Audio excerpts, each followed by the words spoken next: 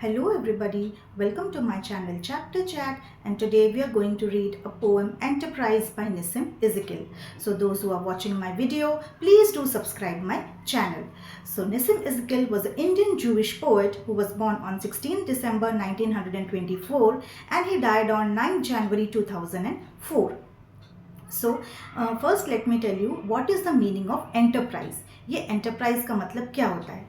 Enterprise is basically a new plan, a new project, a new venture. जब हम कोई नया चीज़ शुरू करते हैं that is known as an enterprise. तो यहाँ पोएट इस पोएम में enterprise depicts like a journey highlighting the purpose of life. यहाँ पे उन्होंने जो ह्यूमन बींग्स की लाइफ है उसको दिखाने की कोशिश की है. जैसे एक ह्यूमन बीइंग वो पहले न्यू बॉर्न होता है, फिर उसकी धीरे धीरे वो एज यूजुअल वो ग्रो करता है, फिर वो ओल्ड एज तक पहुंचता है. तो उस चीज़ को, उस ह्यूमन बीइंग्स की जर्नी को पोएट ने यहाँ पे एक पिलग्रिमेज के जैसे उन्होंने दिखाया है. This is a 30 lines poem and the rhyme scheme is A B A. So now let's start the poem. It started as a pilgrimage. So यहाँ पे the poet says the first line is it started as a pilgrimage. Poets कह रहे हैं कि ये सब शुरू हुआ एक pilgrimage के जैसे. Exalting minds and making all the burdens light. So exalting minds means their minds were filled with excitement. जब ये जर्नी शुरू की पोएट ने तो उनके फ्रेंड्स के साथ ये उनका जो जर्नी था ये बहुत एक्साइटिंग था, उनके लिए बहुत एक्साइटिंग था. वो सारे बहुत खुश थे. वो यहाँ पे अपने फ्रेंड्स के बारे में भी बोल रहे हैं. Making all the burdens light means उनके माइंड में इतने ज़्यादा खुशी थी. वो और उनके फ्रेंड्स जब उन्होंने ये जर्नी शुरू की तो वो बहुत ही ज़्यादा खुश थे. पोइट यहाँ पे वो और अपने बचपन के उनके फ्रेंड्स के बारे में बोल रहे हैं. वो सारे बहुत खुश थे. यहाँ पे वो पोइट बचपन, the first stage denotes childhood. इस दोनों लाइन्स में वो चाइल्डहुड के बारे में बात कर रहे हैं कि वो और उनके दोस्त, उनका बचपन जब शुरू हुआ तो वो कितने खुश थे. उनका माइंड कितना एनर्जेटिक था, वो कुछ भी करने के लिए कितने खुश थे, एक्साइटेड थे. The second stage exploded but did not test the call.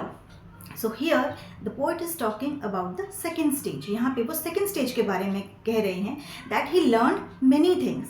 जैसे जैसे वो बड़े हुए वो उस स्टेज में आके उन्होंने बहुत सारी चीज़ें सीखी. The sun beat down to match our raise.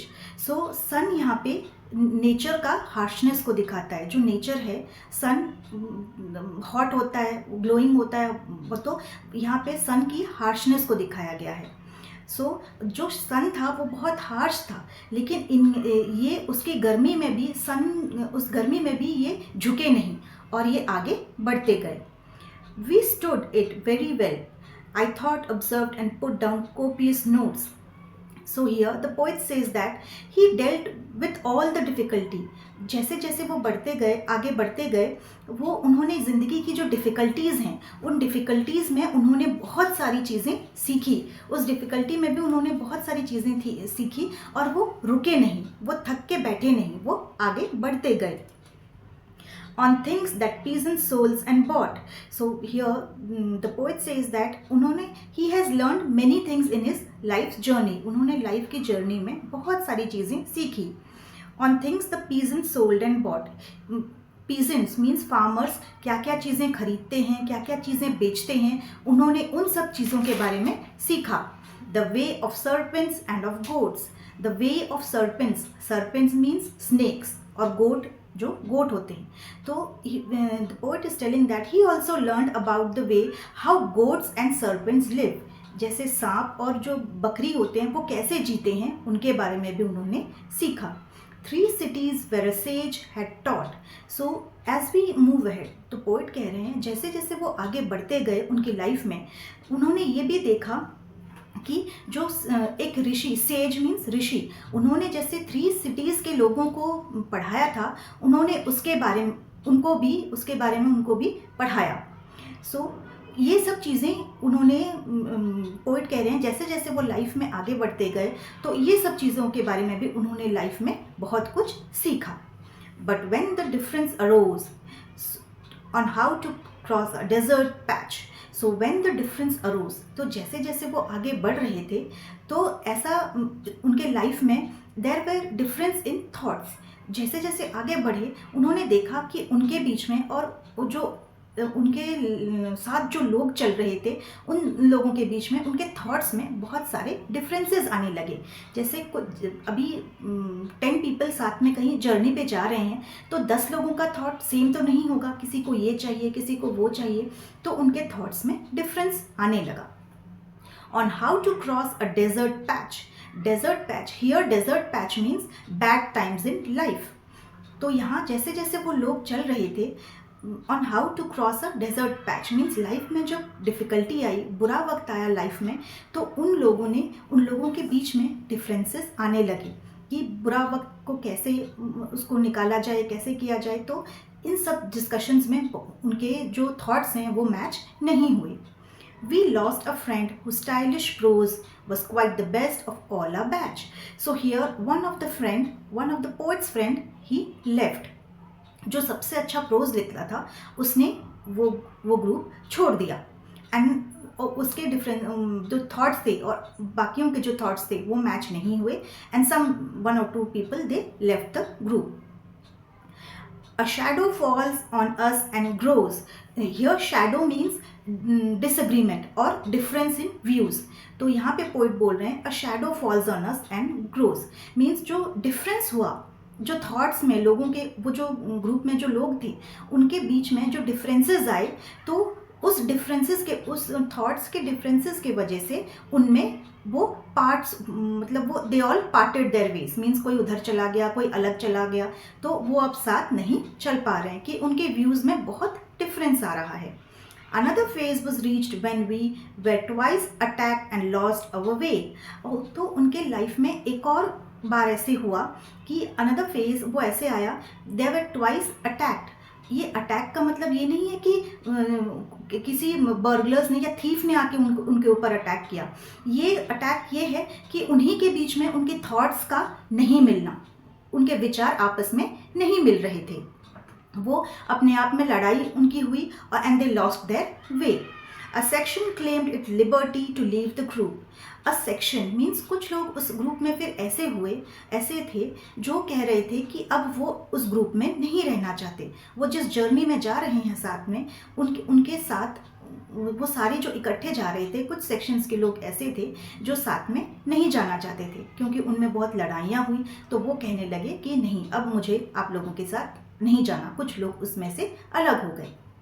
जैसे you must have seen class में जब कुछ ग्रुप होता है, कोई फंक्शन होता है या फिर कोई इवेंट करने में हम चलते हैं, जब बहुत सारे लोग उसमें मिले हुए होते हैं तो सबके थॉट्स जो हैं वो सेम नहीं होते, कुछ लोग कुछ और बोलते हैं, कुछ लोग कुछ और बोलते हैं, तो सबका थॉट्स मिलना, उन सबके थॉट्स को उन सब लोगों को एक साथ लेकर चलना बहुत डिफ़िकल्ट हो जाता है क्योंकि सबके व्यूज़ अलग होते हैं। So I tried to pray. So poet यहाँ पे कहते हैं मैंने मैंने प्रे भी किया कि ऐसा ना हो कि सब अलग अलग हों, हम सब साथ हों, but all the people they started fighting, पर उन सब में लड़ाइयाँ बहुत बढ़ चुकी थी। Our leader said he smelled the sea. So जो वो ग्रुप का जो लीडर था, the leader said that he smelled the sea. मतलब उसने जो समंदर है उसकी खुशबू को उसे वो महसूस कर सकता है, वो उसको पता चल रहा है। वी हैव रीच्ड डेस्टिनेशन, वो कह रहा है कि अब हम डेस्टिनेशन के, हमारा जो जहाँ पहुँचना था, हमारे डेस्टिनेशन के हम बहुत पास आ चुके हैं। We notice nothing as we went. So as the people were moving forward they didn't notice कि वो वहाँ पे और साइड में क्या है वो नोटिस करना उन्होंने बंद कर दिया था। A straggling crowd of little hope. So a group of people, जो वो ग्रुप थे वो अब ऐसे हो गए थे हु वर जस्ट वंडरिंग, वो चलते वो बस देख रहे थे, and they hope to reach the destination. वो ऐसे मूड में आ गए थे कि उनको अभी उनके डेस्टिनेशन तक किसी तरह पहुंचना था। वो ऐसे ही चले जा रहे हैं, उनको पता नहीं है वो क्यों जा रहे थे, बस वो चलते जा रहे थे। Ignoring what the thunder meant, we had उनके अंदर एक जैसे थंडर था, उनके अंदर एक थंडर था, पर वो समझ नहीं पा रहे थे कि वो किस चीज़ की थंडर है, वो क्या चाहते हैं, वो अपने मन के अंदर जो बातें हैं उसको भी समझ नहीं पा रहे थे। वो बस ऐसे ही वेवर्ड जैसे कुछ अता पता नहीं है, वो ऐसे ही बस आगे चल रहे थे। Deprived of common needs like soap, some were broken, some were bent. So deprived of common needs means जो डेली की जो चीज़ें होती हैं वो उससे भी वो जो कॉमन चीज़ें होती हैं वो भी उन्हें नहीं मिल पा रही थी। एंड सोप यहाँ किस चीज़ को डिनोट करता है? सोप वॉशिंग के काम आता है, गंदगी साफ करने के काम आता है। तो यहाँ पे वो जो क्लीनलीनेस है उसको डिनोट करता है। Some were tired, could not walk, and others were bent. So the people who were walking, they were all tired. और कुछ थक के पूरा वो उनकी कमर बेंड हो गए थे। There were no excitement in life. उनके लाइफ में कोई एक्साइटमेंट नहीं था, कुछ नहीं था, बस वो चले जा रहे हैं। When finally we reached the place, we hardly know why we were there. और फाइनली जब वो डेस्टिनेशन तक पहुँचे वहाँ पर, they were thinking कि हम यहाँ पे क्यों आए हैं, why we were here, वो आए क्यों हैं यहाँ पे। The trip has darkened every face. Our deeds were neither great nor rare. जो ट्रिप था, जो जर्नी थी, the journey has made them tired. वो जर्नी से वो बहुत थक चुके थे। Faces were dark. उनके फेस पूरे डार्क हो गए थे, काले पड़ चुके थे। अब उनका जो वो काम था, our work was not great nor rare. उनका काम बहुत महान नहीं था, बहुत बड़ा नहीं था। All people they were just doing that work. जैसे सब लोग अपना काम करते हैं, वो भी वैसे ही एक हैपजर्ड वे में अपना काम कर रहे थे। Home is where we have to gather grace. So ये जो लास्ट लाइन है इसमें बोल रही हैं, we would have stayed at home and be happy there. तो इसमें पोइट कह रहे हैं कि हमने इतने जो किया, ये क्यों किया हमने, इससे अच्छा तो हम घर पे रहते और घर पे रह के हम खुश रहते। सो this is the end of the poem. और इस पोएम में जो पोएट हैं उन्होंने ये दिखाने की कोशिश की है कि अ group of man how they started a pilgrimage. उन्होंने कैसे, और ये पिलग्रिमेज लाइफ को भी डिनोट करता है कि उन्होंने जो ये जर्नी शुरू की, जो इनिशियल स्टेज था उसमें वो बहुत खुश थे, उन्हें किसी चीज़ की नॉलेज नहीं थी। जैसे बचपन में हम होते हैं, हमें कोई चीज़ की नॉलेज नहीं होती है, but as we grow older, जैसे जैसे हम बड़े होते हैं, हमें लाइफ की harsh realities, all the bitter truth, we know all those truth. तो यहाँ पे वो जैसे जैसे बड़े हुए उनको वो सारी चीज़ों के बारे में पता चला, जो आइडियाज़ हैं, जो उनके माइंड के डिफरेंसेस हैं, कितने डिफरेंसेस आए और वो कैसे बिछड़ गए। So this is the whole story about this poem.